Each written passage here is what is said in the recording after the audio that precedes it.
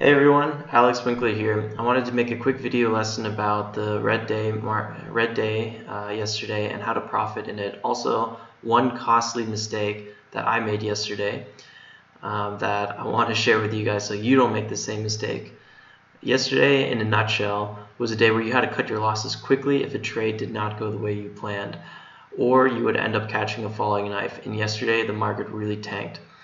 These are often the days where someone would find their trade they would find their trade turned into an investment, always believing the market cannot go any lower. In reality, the market can go lower. It can go much lower. It can go lower for weeks, months, and even years. So do not permanently tie up your capital due to a bad trade and holding a grudge against the market. The market does not care about how you feel. That being said, yesterday was a scratch day for me. I made a few nice small dip buys. I think 4 of them I actually profited on. The biggest one at the end of the day, I completely missed the main run up. But all in all, it kind of goes to show you don't have to make perfect trades to make a profit. That's the best part.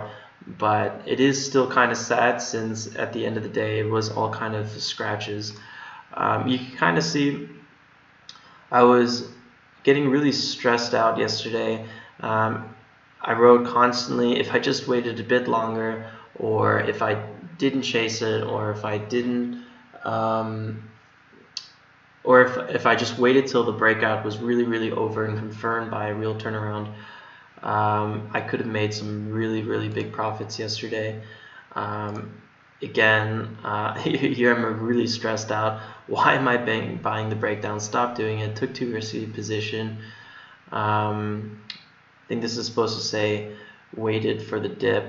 Waited. So I think the trade 47 was the only one that actually worked perfectly as planned. I got in and out almost exactly where I wanted to. Yeah.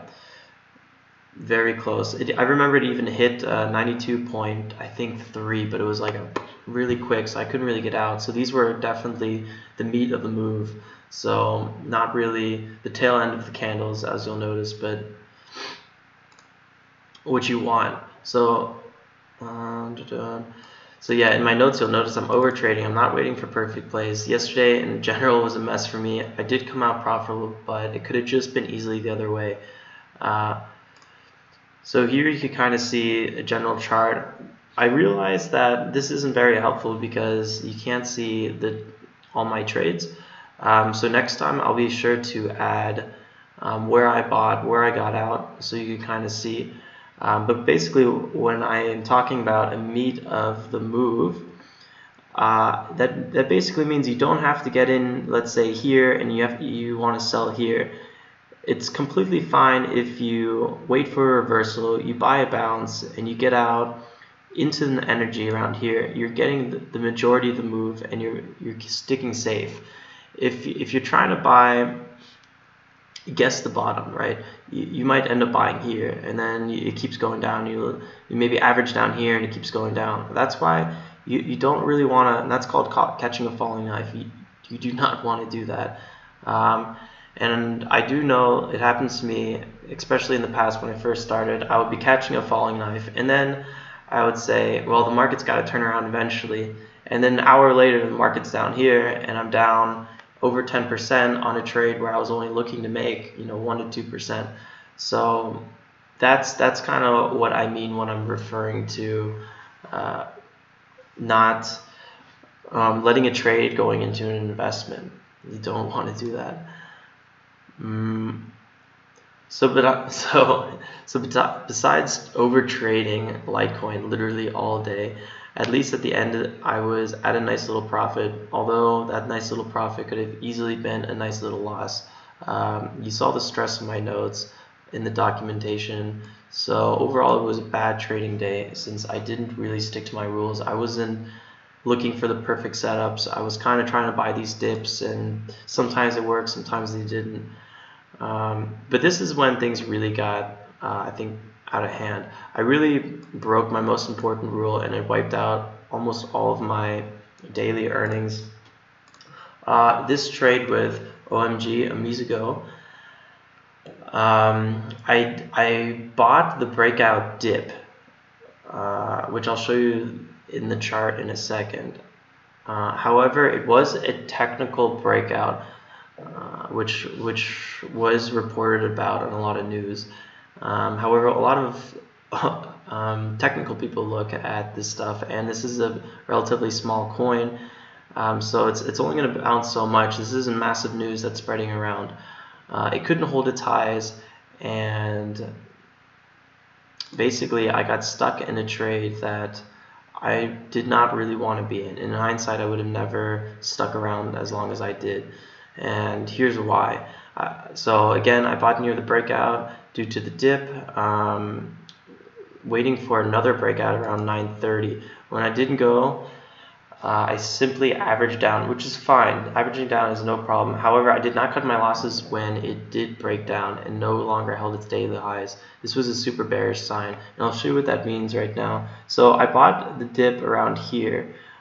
It did turn around for a second, but then it went down again. I had a nice little trend line drawn here earlier, and I bought here, which worked again, bounced up, but then it completely crashed. And at this time, I wasn't completely checking the stocks anymore, or the coins.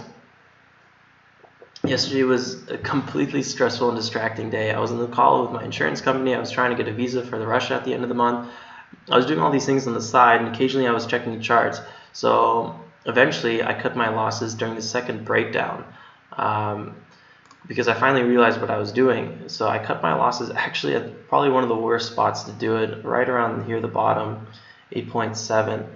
I could have easily gotten out at this bounce, but at this point it could have just as easily went down much further, and I could have lost $200–300.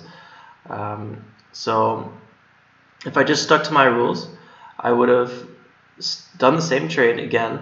However, I would have cut my losses right in here, would have maybe lost $20–30, and it would have not really mattered. So that's definitely a lesson to learn. Cut your losses quickly, especially if you're trading. These aren't investments. You're not looking for a value play. You're not looking to hold 2 years. If you are, that's great, and we talk about that a lot in the investor watch list and lessons. But if you're trading, you're doing these intraday trades, and once something doesn't go along with your strategy or your documented trade, you got to cut your losses quickly. So I'm writing about these trades because, one, I always want to be transparent with you guys. I want to publish all my numbers. I think I was supposed to write trades there. The plan was to start this on the 7th, but the site was not fully functional yet, so today was the first real review day, as you will notice. There's what here, trade 41, and this is the first time you're seeing these documents. So I'm just kind of getting the site published. I just updated the documentation, which I'm going to share with you guys. So a lot of this stuff is brand new as we just launched the site. The second reason, obviously, for sharing all these trades is to help me with overtrading. Sometimes I get carried away. Sometimes I love trading. You're gonna find it's highly addictive. So the thing you have to do is resist trading. You want to get away from the computer. You want to only get into a position when it's perfect. If I waited a bit longer on almost all my trades yesterday, my profit would have been huge. It would have been a great trading day. So by documenting all this stuff, it helps me not overtrade. So I encourage everyone to do it as much as possible. This is actually what we talk about in day 2 of the free course, documentation and documenting all your trades. That way you know ahead of time what you're getting into.